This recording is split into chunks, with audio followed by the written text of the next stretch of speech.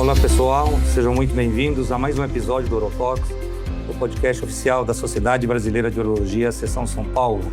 Eu sou Filemon Casafus, coordenador e moderador do Urotalks, e no episódio de hoje vamos discutir um tema extremamente relevante e ao mesmo tempo desafiador na prática clínica: infertilidade masculina e varicocele, investigação, decisão e tratamento. São dois temas profundamente interligados e cheios de nuances, em que muitas vezes o urologista geral se vê numa zona de incerteza. E apesar de existirem opções terapêuticas como a correção da varicocele ou o tratamento medicamentoso, os resultados nem sempre são previsíveis e a tomada de decisão pode ser pouco intuitiva, o que torna ainda mais difícil saber quando intervir, quando observar e principalmente para quem indicar o tratamento. E para nos ajudar a organizar o raciocínio na prática, temos hoje dois convidados especialistas nos assuntos. Vou começar apresentando a doutora Marina Correia Viana, que tem residência médica pela Universidade de Campinas e fellowship em reprodução humana pela Unifesp. Atualmente, a Marina é andrologista da Androfert. Marina, bem-vinda ao Urotalks, obrigado por aceitar o convite. Obrigada, Filemon, prazer estar aqui. Acho que hoje a gente vai discutir muita coisa legal, né? E muitos recados importantes para o urologista geral. Então, muito obrigada pelo convite. Temos também a presença do Dr. Rafael Henrique Ferreira, que tem residência médica pela Santa Casa de Ribeirão Preto, onde atualmente é responsável pelo departamento de andrologia. Rafael, muito obrigado pela sua presença, seja bem-vindo. Muito obrigado, Filemon, eu que agradeço o convite. Creio que vai ser um episódio muito bacana, que a gente vai trazer grandes informações aí para quem tem lidado na prática clínica com esse problema tão comum nos homens que procuram questões de fertilidade, que é a varicocele. É isso aí. E para começar a nossa discussão, eu gostaria de apresentar o caso de um casal que me procurou no consultório alguns anos atrás. Ele é um médico de 35 anos, rígido, sem comorbidades, sem medicações de uso contínuo e nunca foi investigado previamente do ponto de vista reprodutivo. Ela é uma advogada de 32 anos, tem ciclos regulares, sem histórico ginecológico relevante e já iniciou investigação com o ginecologista.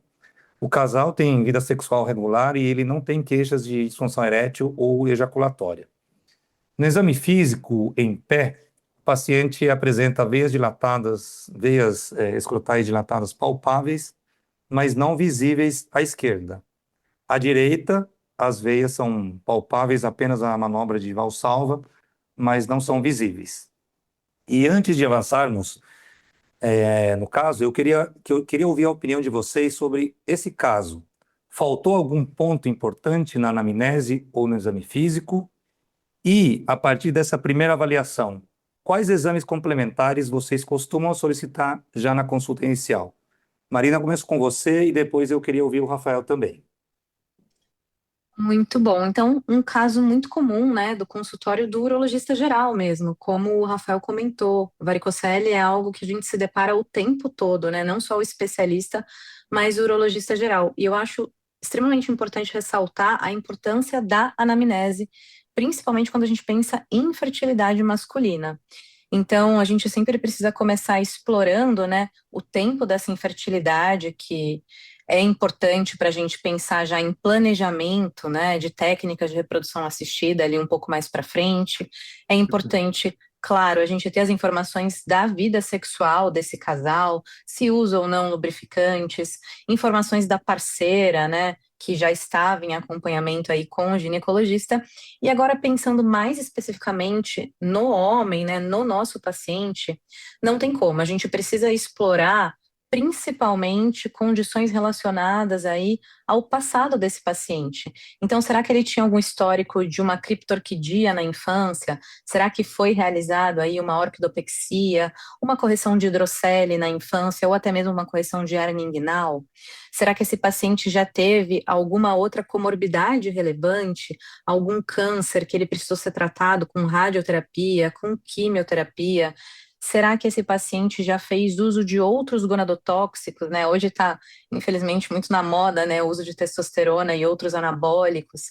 Então, isso é sempre fundamental a gente pesquisar. É claro que no exame físico aqui, né, Filemon, você já entregou que ele tem uma varicocele e com certeza esse é o maior impacto do nosso caso, mas é importante que essa anamnese seja bem completa, procurando outras causas bases para uma alteração espermática que esse paciente possa vir a ter. Então, eu acho que a gente precisa focar muito na anamnese, nos antecedentes pessoais desse paciente, nos antecedentes familiares, para poder, de fato, construir um raciocínio. E eu acho que muitas vezes a gente realmente esquece dessas patologias da infância, criptorquidia, hidrocelectomia, herniorrafias e exposição a gonadotóxicos. Lembrando que não é só testosterona e anabólicos, né? Existem outros gonadotóxicos. Eu tive mesmo um paciente, né, que cresceu em um kibutz, então teve contato aí com muitos agrotóxicos, muitos pesticidas, então a gente identificou ali a causa da azospermia, no caso dele era uma azospermia, mas por isso que é tão fundamental que a gente faça uma anamnese bastante detalhada. E aí, partir para o exame físico, como foi feito. Não sei se o Rafael já quer responder sobre a anamnese, ou posso seguir aqui no que eu pediria de exame?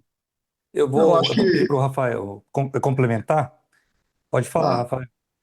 eu acho que a Marina foi muito assertiva em toda a história que você tem que fazer. E é importante, principalmente para a gente que lida com os casais de infertilidade, que a gente não quer saber somente do fator masculino. A gente quer entender também como está o funcionamento do fator feminino, porque isso é importante para a gente para poder traçar planejamentos terapêuticos se eventualmente nós formos propor para esse casal.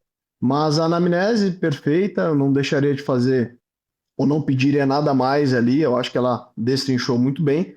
E se a gente for partir do princípio de fazer uma solicitação para a gente avaliar como vai estar essa saúde global desse paciente, mas voltado para as questões de fertilidade, um dos exames principais é o espermograma completo, que seja um espermograma onde nós possamos ter um processamento seminal e já com a varicocele identificada no exame físico, uma avaliação de como vai estar a fragmentação ou não do material do DNA espermático.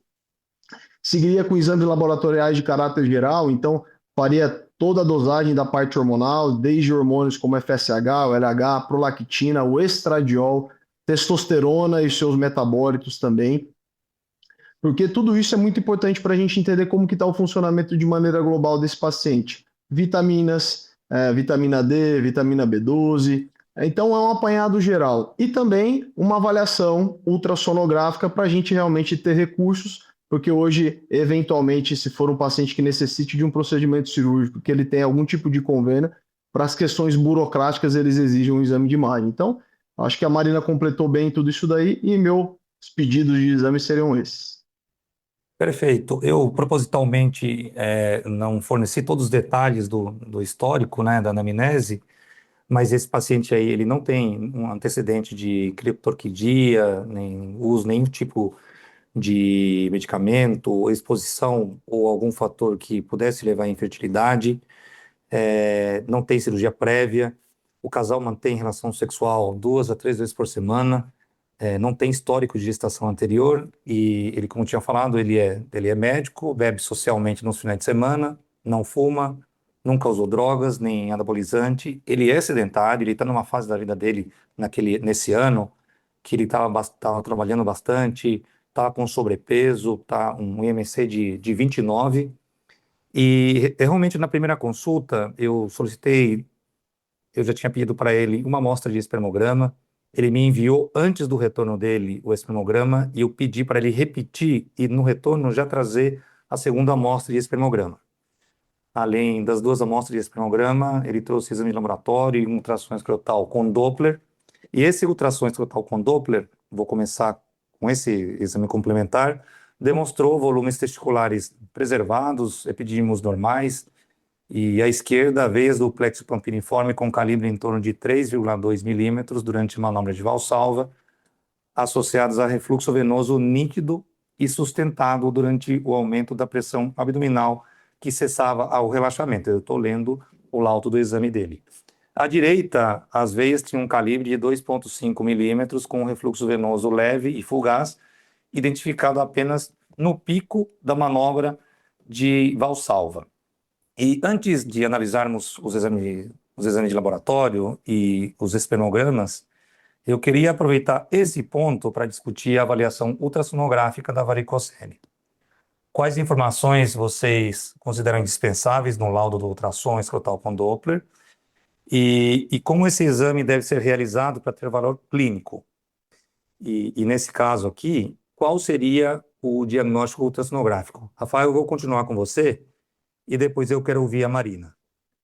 Certo, Filemon, na minha prática, sempre que eu vou pedir ultrassom Doppler de bolso escrotal, eu sempre deixo uma orientação que eu quero que esse paciente faça o exame, tanto na posição supina quanto na posição ortostática, porque o que eu vejo muito é esse ultrassom sendo feito apenas naqueles pacientes na sua posição supina, não fazem ali no paciente em pé. E a gente sabe que a manobra de Valsalva nada mais é do que você exercer uma gravidade, isso vai aumentar nas veias do plexo pompineforme e ali vai ser um diagnóstico patognomônico ou não, que é o que foi no seu laudo. Né? O laudo ele mostra realmente um diagnóstico de varicocele, principalmente do lado esquerdo, que você já tem o refluxo, que você já tem veias que estão dilatadas acima de 0,3. Então, a avaliação ela foi perfeita do ponto de vista técnico e no laudo também, esse laudo realmente traz para a gente uma varicocele bilateral, muito maior relevante do lado esquerdo, mas também do lado direito ela existe. Marina? Só complementando, né, um pouco do que a gente vinha falando, se a gente for olhar os guidelines, a gente tem que o diagnóstico da varicocele ele é clínico, certo? Que a gente não precisaria de fato solicitar uma ultrassonografia para ter essa comprovação. A gente faz realmente através do exame físico, né? Mas é claro que hoje em dia a gente tem as questões de convênio, né? Para você realmente corroborar ali com o pedido da sua cirurgia. E eu acredito que também, muitas vezes, a gente quer ajudar o paciente a entender que ele tem realmente aquilo que a gente está falando, né? E às vezes com o exame de imagem isso fica mais fácil. Tendo isso em mente, eu só queria acrescentar algo que eu uso na clínica, né, para facilitar o entendimento do paciente. A gente usa um microdoppler ali no exame físico, onde a gente faz o paciente escutar o refluxo. Então, a gente encontra no exame físico a artéria, né, vai para o ladinho, encontra uma veia e com o paciente em pé pede para ele fazer a valsalva. E quando ele realmente tem a varicocele, a gente escuta o refluxo e explica para ele. Isso também facilita um pouco o atendimento. E eu acho importante falar que óbvio, o Doppler ele não é essencial no exame físico, mas ele dá uma ajuda, né? Ele é um a mais ali para gente. E quanto ao que o Rafa falou, né, sobre a maneira correta de fazer ultrassonografia, eu assino embaixo 100%, eu também coloco em todos os meus pedidos essa observação de que seja realizado em ortostase. Tenho um pouco de dificuldade com os colegas ultrassonografistas, tá? Muitas vezes, eu não sei vocês, né, até quero perguntar, mas muitas vezes eu coloco no pedido, o paciente volta, fala que só fez deitado e ele pediu para fazer em pé e o radiologista falou que não tinha necessidade. Marina, eu queria voltar um pouquinho na parte do exame físico. Vocês utilizam essa graduação de varicocele? Isso tem importância na prática? Se usa ainda? Já se usou em algum momento? E se existir uma classificação de varicocele grau 1, grau 2, grau 3, como é que é feita e quais são as características de cada uma, de cada classificação? Muito bem, então a gente continua usando, né? Acredito que todos nós usamos essa graduação, né, de grau 1, grau 2 e grau 3. Começando da grau 3, é aquela que já é visível, então a gente nem precisa palpar. O paciente realmente já tem aquele saco de minhocas, né? Saco de vermes que a gente lia nos livros de semiologia. Então, essa é a varicocele grau 3. A varicocele grau 2 é aquela que já é palpável, então você não a vê, porém, quando você faz o seu exame físico, você já palpa, mesmo com o paciente sem fazer, né, a manobra de Valsalva. E a grau 1 é aquela que você não vê, não palpa, você só realmente consegue sentir quando ele faz uma Valsalva. E lembrando que a gente também tem aquela varicocele subclínica, então é aquela varicocele que a gente não sente no exame físico, mas eventualmente a gente recebe uma ultrassonografia demonstrando um grau de refluxo, um grau de dilatação dessas veias. E da parte do exame físico, a graduação ela é importante, né? Não que vá mudar a nossa conduta, porque no final das contas, um grau 2 você vai operar assim como um grau 3. Mas eu acho que é bastante importante que a gente faça um exame físico completo e coloque a graduação. Rafael, eu te interrompi, você ia comentar alguma coisa. Eu ia comentar exatamente o que a Marina estava falando sobre a questão dos radiologistas. Eu tenho as mesmas dificuldades que ela, e o quanto é comum esse paciente estar no urologista geral, vir até a gente desconfiar no exame físico, que muitas vezes pode ser que não tenha sido nem feito o anterior, que faz um ultrassom, que não achamos nada, mas na Anfísio você suspeita, e aí você pede desta maneira, né? Faça em posição ortostática, supina, e de repente aparece lá varicocele de grau moderado ou até mesmo severa. Então, a gente tem que tomar muito cuidado e entender que, claro, o diagnóstico ele é clínico e é o exame físico, mas na hora de solicitarmos o exame de ultrassom, temos que especificar para que venha realmente de uma maneira satisfatória o entendimento desse ultrassom e desse laudo. Perfeito. Então, seguindo com o caso, como eu falei para vocês, esse paciente trouxe, além dos exames de laboratório, ele trouxe o ultrassom e duas amostras de espermograma, que foram realizadas no intervalo de 3 semanas e em condições adequadas, mostrando um padrão bastante consistente de alteração, né? Na primeira amostra, 9 milhões e na segunda amostra, 11 milhões por ml de concentração, uma motilidade progressiva em torno de 18 a 20% e morfologia de 2 a 3%. Então, seria parece um quadro de uma oligoastenosospermia que se repete o padrão, né? Sem grande variação entre as duas amostras. Eu queria ouvir de vocês como vocês interpretam esses achados dentro do contexto clínico desse paciente. E aí, aproveitando esse cenário, eu queria explorar um ponto que tem ganhado expansão na prática clínica e o Rafael já começou falando lá atrás. O Rafael aparentemente já indicou que solicita, mas eu queria saber de vocês, dentro desse contexto aqui, desse contexto clínico, vocês teriam solicitado o teste de fragmentação de DNA espermático já na avaliação inicial ou esperariam um pouco mais para solicitar? Vou começar com a Marina primeiro e depois o Rafael complementa. Bom, então aqui eu acho importante, né, a gente falar um pouco sobre o que a gente tem em guideline realmente, né, e depois eu vou falar um pouco do que eu faço na minha prática. Então, se a gente olhar para a guideline, o teste de fragmentação do DNA espermático, ele estaria indicado para aqueles casais com falha de FIV, aborto de repetição, infertilidade sem causa aparente, né? Essas são as indicações formais. E tanto a AUA, a EAU, elas colocam que não deveria ser pedido assim numa avaliação inicial. Aqui no nosso caso, a gente já tem no exame físico realmente a varicocele palpável no exame, então a gente já consegue inferir que esse paciente, pelo próprio mecanismo da varicocele, tem um aumento de estresse oxidativo, pelo calor, pelo mecanismo de refluxo. Então a gente já consegue inferir que esse estresse oxidativo elevado levaria a alterações espermáticas, levaria a alterações de fragmentação. Então, se a gente for olhar na teoria, não seria necessário pelos guidelines, mas eu sou 100% o que o Rafa comentou, né? Na minha prática, eu também peço fragmentação já no início, né? O nosso espermograma completo na Androfert, ele já inclui a fragmentação do DNA espermático.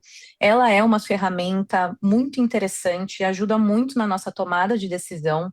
Obviamente, eu sei que não é um exame muito disponível, é um exame ainda que encarece o processo, então ele não está amplamente aí de fácil acesso, mas é um exame interessante. Aqui, para a gente, eu acredito que o maior impacto seria naquele paciente com a varicocele e que viesse com espermograma dentro dos parâmetros da normalidade, né? Então, ele vem ali com uma análise quantitativa normal. Uma fragmentação alterada nesse paciente já traria para a gente a indicação realmente de correção da varicocelectomia, né? Fazer uma varicocelectomia, mesmo em vigência de um espermograma quantitativamente normal.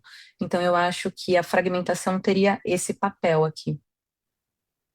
Rafael?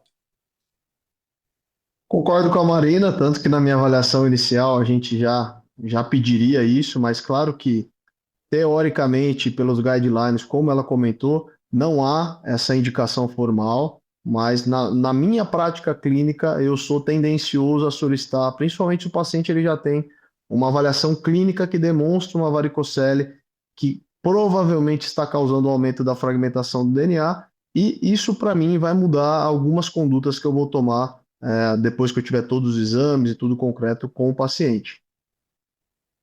Perfeito. Seguindo o caso, então, além dos espermogramas, o paciente trouxe também o perfil hormonal e metabólico. Do ponto de vista hormonal, ele apresenta uma testosterona total de 376 nanogramas por decilitro, então, com LH e FSH dentro da normalidade, além de SHBG reduzido e estradiol no limite superior da normalidade. Já no perfil metabólico, temos um quadro compatível com uma síndrome metabólica inicial, a glicemia de jejum limítrofe, dislipidemia com LDL elevado, HDL baixo e triglicerídeos aumentados, além de sinais indiretos de resistência insulínica. Esse aí veio com uma carta já do endocrinologista e por isso que eu estou sabendo de tudo isso, né? Mas esse seria um resumo dos exames do perfil metabólico dele. Ou seja, temos um paciente com alteração seminal confirmada, varicocele clínica esquerda, e um perfil metabólico desfavorável com possível impacto hormonal funcional. Queria ouvir de vocês como vocês integram esses achados na prática. Então, Rafael, vou começar com você. Olhando o conjunto, espermograma, Doppler, perfil metabólico, como você interpreta esse caso? Qual o principal fator aqui? A minha dúvida é o seguinte: esse paciente é um paciente real, que acompanha comigo no consultório, e eu fiquei na dúvida, com esse perfil que ele tem e com a varicocele, o que eu faço com esse caso? Eu faço uma cirurgia imediata ou eu mando para um tratamento endocrinológico, peço para ele mudar o estilo de vida primeiro? Como eu vou começar como eu toco esse caso aqui? Bom, a nossa avaliação diante de um quadro como esse, primeiro de tudo, é a gente ser médico de maneira geral, porque aquilo que nós aprendemos na faculdade, a gente vai levar para a nossa vida de residência e de especialização. Então, a mudança do estilo de vida aqui para esse paciente, ela tem que ser evidentemente falada, tem que ser orientada, bem como mudança alimentar, se houver necessidade de um psicólogo também, você orientar ele a fazer, porque essa síndrome metabólica que ela pode estar sim afetando não somente as questões de aumento de glicemia ou risco cardiovascular, mas pode estar afetando todo esse perfil hormonal que esse paciente está trazendo para a gente. A testosterona dele, por alguma sociedade, pode ser que ela esteja normal, mas se a gente entender num cenário global e geral, com certeza ela está baixa e nós precisamos otimizar esse paciente de alguma maneira. Então, mudança de estilo de vida, avaliação nutricional, a gente otimizar todo esse perfil hormonal desse paciente. E o que eu faria, eu indicaria sim, uma correção de varicocele, sabendo que ela vai auxiliar a melhorar no longo prazo questões de quantidade, de qualidade, e já tem alguns trabalhos demonstrando também que no paciente que nós julgamos hipogonáticos, você pode ter melhoria também das questões hormonais. Então, você pode ter ganho de até 70, 100 pontos da testosterona a nível sérico, e isso pensando na melhoria também das qualidades e da quantidade dos espermatozoides no longo prazo. Então, a minha conduta seria essa. Marina, você concorda com essa leitura ou você daria mais peso para algum desses componentes aí? Essa testosterona que o Rafael comentou de 376, com SHBG baixo, estradiol um pouco mais alto, o que sugere para você esse quadro? Eu achei bem interessante o que o Rafael comentou no começo, né, da gente fazer essa análise global do paciente. Acho que isso é importante ressaltar também, porque a gente acaba recebendo muito paciente de colega urologista que acaba pedindo só FSH, LH, testosterona, né? Às vezes chega com esse exame só de perfil hormonal. E eu acho que é importante a gente lembrar que pode ser que nós sejamos o único médico, ou médica no meu caso, a avaliar aquele paciente. Então, por exemplo, a fazer um diagnóstico de uma síndrome metabólica, por isso que é tão importante fazer essa análise mais global, até porque um paciente que é infértil, que tem uma alteração de espermograma, ele é um paciente que tem alguma condição subjacente ali que é importante para a saúde dele como um todo. Então, eu concordo plenamente com isso que o Rafael comentou. Acredito que tudo começa na mudança de estilo de vida, na mudança de hábitos, na perda de peso. Você tinha comentado, Filemon, que ele não estava fazendo atividade física, então insistir, né, para que ele volte a fazer principalmente exercício voltado para musculação, porque a gente sabe que aumento de massa magra está relacionado também ao aumento dos níveis de testosterona, então isso é bastante importante. Provavelmente esse estradiol no limite superior e essa testosterona mais reduzida tem aí um impacto de uma aromatização periférica de testosterona em estradiol, né, por conta desse sobrepeso dele. Então a gente tem aí um combo, né, o combo do paciente que precisa ser melhorado desde as mudanças de estilo de vida até a correção da varicocele. Então a gente não pode só olhar para ele e pensar, a conduta para esse paciente é a varicocelectomia subinguinal, microscópica, bilateral. A gente não pode fazer isso, né? A gente precisa realmente tratar ele como um todo. Então, eu concordo com tudo que o Rafael falou. A única coisa que eu acrescentaria acho que talvez a gente ressaltar realmente a técnica, né? Que a gente sabe que o padrão ouro que a gente tem hoje é realmente a varicocelectomia subinguinal microcirúrgica. E aqui na clínica a gente ainda usa o Doppler intraoperatório para deixar a cirurgia ainda mais segura, né? Identificar ali com mais segurança artérias, suas ramificações, né? E evitar qualquer tipo de complicação pós-operatória. Perfeito. Então, nós temos aqui um paciente com, aparentemente, com infertilidade de causa mista, né? Tem um perfil metabólico que talvez justifique também uma parte da alteração que ele tem, e ele tem a varicocele, que, como já descrevemos, é diagnosticado tanto clinicamente quanto e comprovado pela ultrassonografia. Então, portanto, temos um cenário multifatorial, certo, Rafael? Então, a Certo. Marina já começou escrevendo um pouco como ela faz essa cirurgia. Eu queria que você complementasse um pouco como é que você realiza a varicocelectomia, qual é a forma ideal de fazer, porque vocês sabem que nós, urologistas gerais, talvez não temos todos os aparelhos necessários, ou eventualmente nem sempre utilizamos uma lupa para fazer a varicocelectomia. Como tem que ser feita de forma adequada, a forma adequada de fazer uma varicocelectomia, Rafael? Lemon, não contrario em nada o que a Marina falou, pelo contrário, na minha prática clínica eu faço semelhante, igualzinho que eles fazem, né, no serviço da Androfet. Então, 100% por microcirurgia. Eu utilizo também o ultrassom microdoppler vascular para me garantir um sucesso ainda maior, uma segurança, não só para mim, mas para o paciente que está comigo ainda maior. Faço por técnica subinguinal também, que é o padrão ouro recomendado. Então, a magnificação de imagem vai trazer para o urologista que está operando aquele seu paciente uma segurança muito maior de você fazer uma cirurgia nos modos bem feita, que você vai ligar realmente aquelas veias que estão doentes. E quando nós utilizamos esse acessório, que é o ultrassom microdoppler vascular, você consegue identificar o leito arterial, as suas ramificações e realmente prevenir qualquer tipo de lesão inadvertida que você possa ter. Eu entendo que isso não são todos que têm esse aparelho para poder utilizar nessas cirurgias, mas que nós possamos fazer pelo menos com uma microcirurgia, ou se realmente você está num lugar que não tenha, que você use uma magnificação que seja com uma lupa, porque o resultado da cirurgia ele vai depender muito dessa questão de tecnologia que nós conseguimos utilizar para facilitar o sucesso daquele procedimento.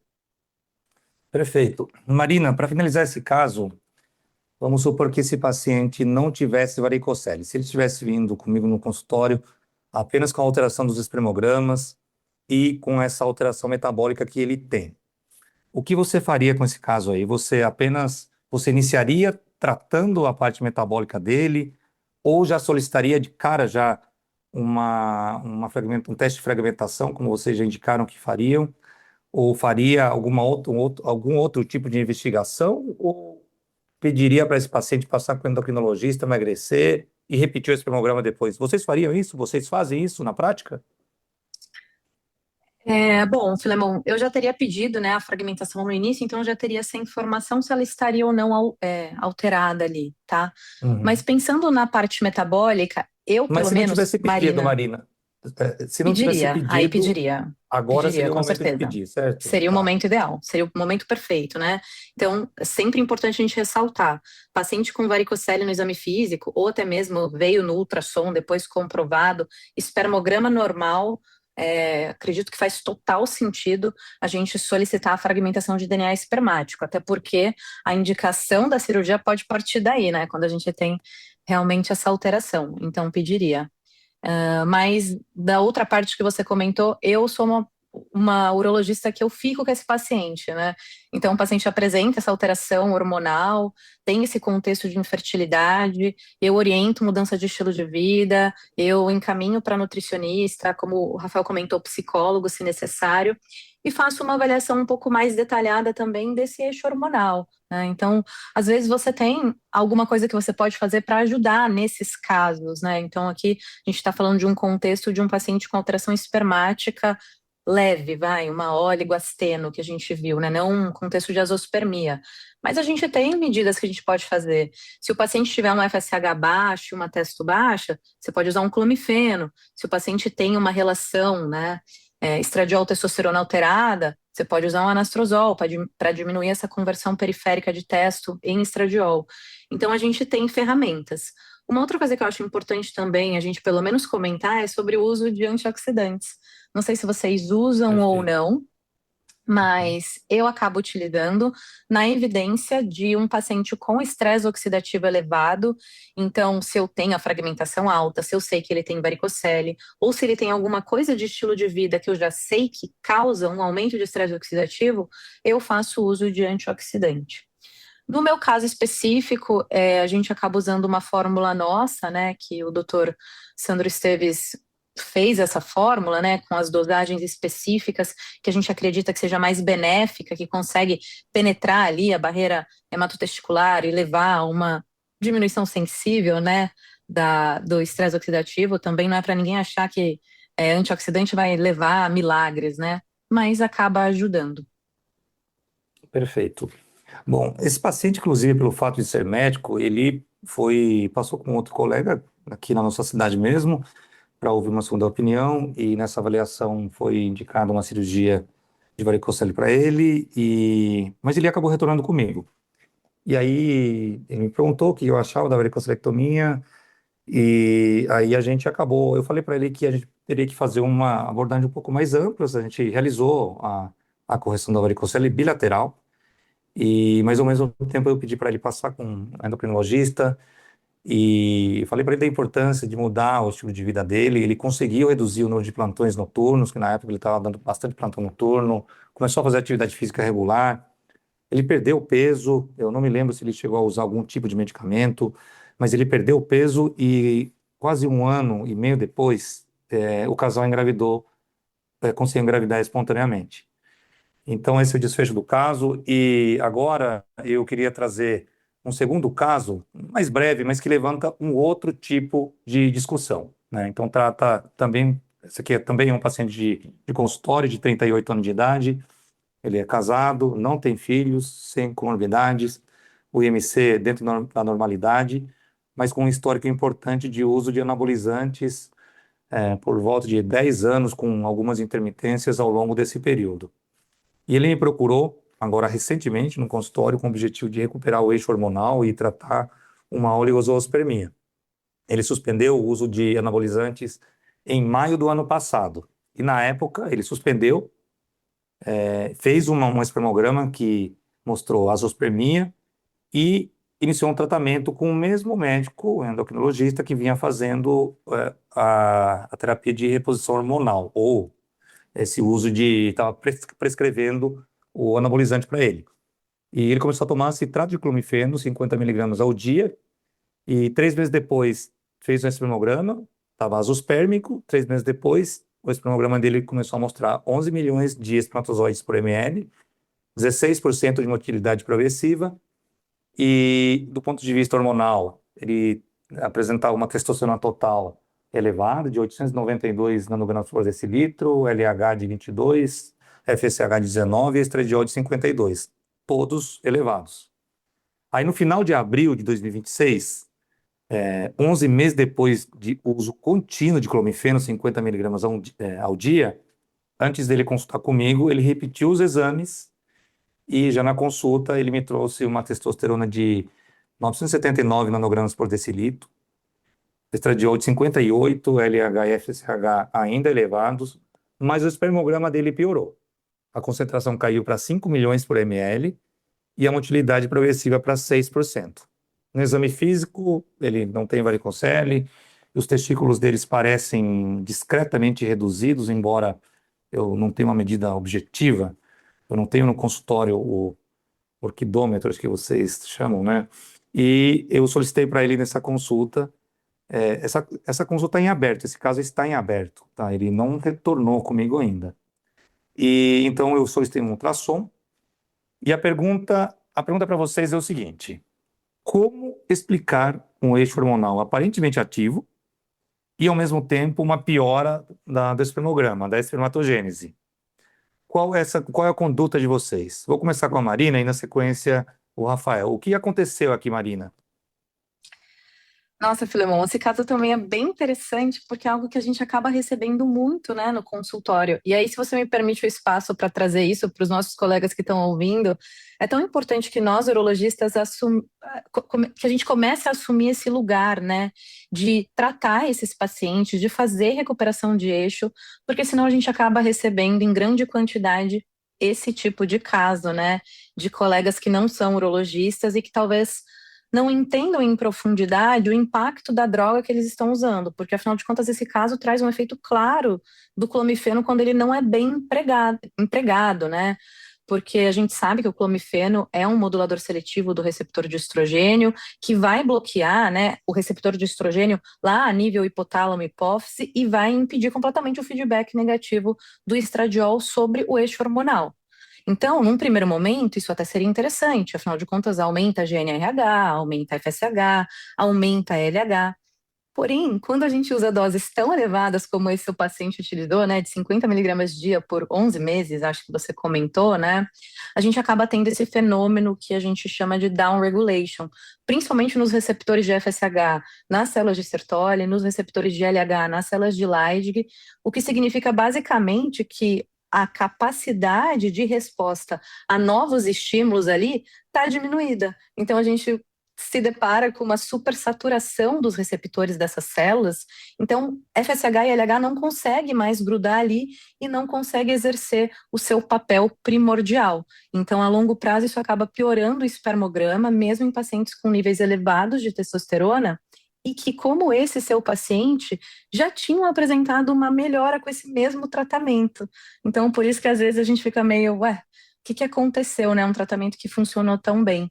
Mas, basicamente, esse é o mecanismo. É por isso que o uso do clomifeno em altas doses para esses pacientes não é a melhor estratégia, né? Eu acabo usando na minha prática clínica, até uso o clomifeno, mas em doses mais baixas, né? 25 miligramas dia ou até mesmo em dias alternados, depende muito do paciente. Porém, eu associo ao que eu acho que é o medicamento de ouro aí nesses casos, que é o HCG recombinante, uma molécula análoga ao LH, que vai acabar dando um maior suporte para o aumento de testosterona intratesticular, sem você precisar de doses tão elevadas do clomifeno. Rafael, o que você faria nesse caso? Acho que a gente está concordando demais, né, Marina, nisso aí. Mas é a mesma maneira que eu abordo os pacientes que chegam com a gente que já lida bastante com o clomifeno no dia a dia, já vê isso acontecer com certa frequência, mesmo tendo a segurança de retornos precoces, de exames precoces. Então, não é você prescrever um remédio e, olha, daqui 3 meses você volta aqui comigo, a hora que você vê, tá, testosterona lá para cima, FSH lá para cima, LH, o espermograma piorou. Então, realmente a gente tem que ter esse paciente muito próximo de nós, prescrever medicações com doses mais baixas, dias alternados. Às vezes eu até acabo manipulando o clomifeno em doses menores do que 25, 12,5 e deixo o paciente usando só um pouquinho. Mas eu, como a Marina, sou muito fã do HCG recombinante. Eu acho que padrão ouro, esses pacientes que você precisa recuperar eixo hormonal após o uso de anabólico androgênico, acho que é o melhor cenário. Você vai estar dando substrato direto para o testículo para ele entender que ele precisa retornar à sua espermatogênese, tá? E também dá um alerta para todos que hoje na sua prática acabam fazendo ou não prescrição de testosterona, e não condenando ninguém, mas uma pergunta que a gente tem que fazer para os homens é o seguinte: você tem algum desejo de ser pai, tem desejo de infertilidade? Porque se isso houver, a gente tem que entender que é contra a gente fazer a testosterona. Então a gente vai bloquear a produção de fertilidade desse paciente. E muitas vezes, gente, a Marina deve escutar isso, o paciente nem sabe que isso daí aconteceria com ele. Que isso daí Exatamente prejudicaria a isso. sua espermatogênese, né? É isso aí, Rafael. Esse caso aí, na minha opinião, tem uma relevância desse ponto de vista também, né? Além de tudo, esse paciente está usando há muito tempo já. Tinha 30 anos de idade quando começou a usar o anabolizante. Não tinha filho na época e não tem filho agora. Muito provavelmente nunca foi tocado no assunto de infertilidade que o anabolizante poderia ter causado, né? Agora ele está nessa situação. E, como falei para vocês, o caso está em aberto e eu vou seguir a recomendação de vocês. Caminhando agora para o encerramento do episódio, eu queria retomar rapidamente dois pontos que foram discutidos no Congresso Paulista de Urologia de 2024. E também vou aproveitar para convidar todos vocês, a todos os ouvintes, para o CPU 2026, que acontecerá de 3 a 6 de setembro no WTC em São Paulo, um evento que certamente vai aprofundar ainda mais esses e outros temas. Marina, eu queria começar com você. Um dos temas que foi discutidos no CPU 24 foi o estado da arte no uso de FSH e HCG em homens com azospermia ou oligospermia grave. Na sua prática, como você enxerga o papel dessas terapias? E, aproveitando esse contexto, eu queria que você complementasse e aproveitasse já e deixasse uma mensagem que os nossos ouvintes possam levar para casa. Em quais situações seria essa a mensagem para casa? Em quais situações o urologista geral deve encaminhar esse paciente, ou um paciente para uma clínica de reprodução humana sem demora? Muito bom. Bom, Filemon, acho que eu sou um pouco suspeita, né, para falar sobre uso de gonadotrofinas. Trabalho num centro especializado em fertilidade masculina em casos graves. É, Trabalho com o Dr. Sandro, então nosso trabalho é extenso na azospermia não obstrutiva principalmente e na terapia hormonal desses pacientes. Então, na minha prática clínica, eu faço muito uso das gonadotrofinas, principalmente do HCG recombinante, mas também associando o FSH quando necessário. Uma coisa que tem ajudado muito, né, na tomada de decisão são os critérios Afrodite. Isso foi bastante debatido também, né, no Brasileiro do ano passado. No CPU a gente já começou a falar um pouco sobre isso, né, e tenho certeza que vai ser debatido de novo no CPU esse ano. Mas os critérios Afrodite, eles vêm justamente para ajudar a gente a estratificar quem é o paciente que se beneficiaria dessa modulação hormonal, né? Então, uma vez que a gente consegue pegar a análise espermática, FSH e testosterona, a gente consegue estratificar esse paciente em grupos e entender quem se beneficia de HCG recombinante, quem se beneficia de FSH. Então, eu sou suspeita, como eu falei, né? Eu faço bastante uso na minha prática clínica, mas eu acho que a gente precisaria de um podcast inteiro para falar só disso. Eu acho que é de suma importância que o urologista geral saiba fazer a avaliação inicial. É óbvio, a gente não está pedindo que ninguém seja um super especialista, até porque a gente sabe que infertilidade masculina é uma área super, super, super, ultra mega específica, né? Muitas vezes fora da realidade de residência médica mesmo, né? Muitas vezes a gente passa na urologia sem conseguir ter contato com a infertilidade masculina. Então, eu acho que é importante saber fazer a avaliação inicial, solicitar o espermograma, fazer uma avaliação hormonal completa, exame físico, mas eu acho que a minha maior orientação é o encaminhamento precoce para um andrologista.